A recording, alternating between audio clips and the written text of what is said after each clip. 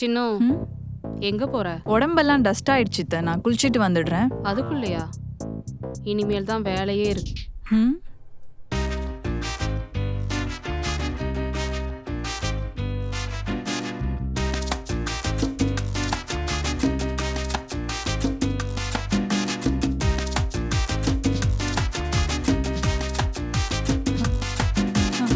H!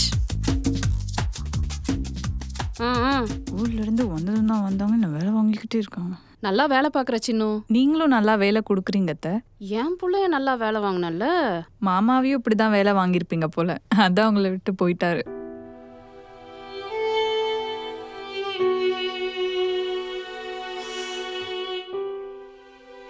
அத்தை sorry அத்தை, விளையாட்டு. ஏய் ஏறிட்டீங்களாடா? ஆ